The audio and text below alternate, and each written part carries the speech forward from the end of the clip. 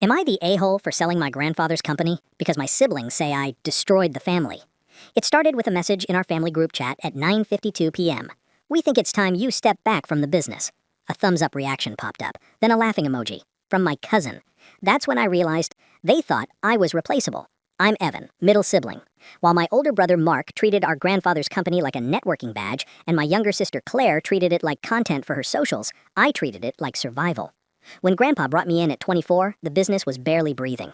Outdated systems, missed shipments, vendors ready to walk. So I worked. 11 years, 80-hour weeks, 3 years unpaid. I modernized logistics, renegotiated supplier contracts, expanded us from regional to national. Grandpa noticed. That's why in my initial contract, he gave me something no one else had: operational authority and approval rights. The family meeting the next morning wasn't subtle. Mark sat at the head of the table like he'd already won. Claire barely looked up from her phone. My cousin Leo leaned back, smug, MBA still warm.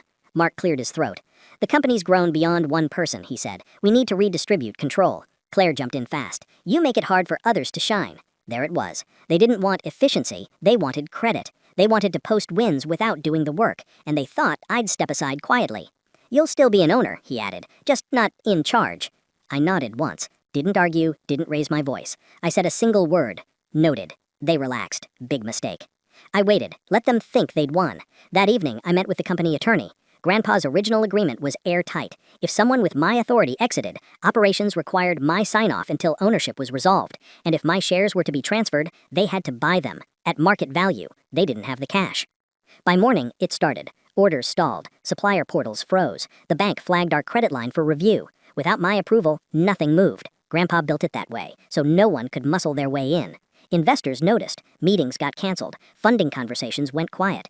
By the second day, 2 major backers pulled out completely. That's when Mark called, then Claire, then Leo. By sunrise, 63 missed calls.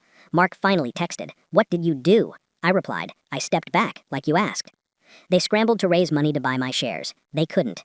And when investors saw instability at the top, they didn't wait around. A competitor made an offer. Full acquisition.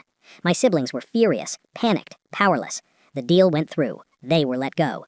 A week later, the new owners called me. "We reviewed everything," they said. "You built this place." They rehired me on the spot. Higher pay, full authority, no family politics.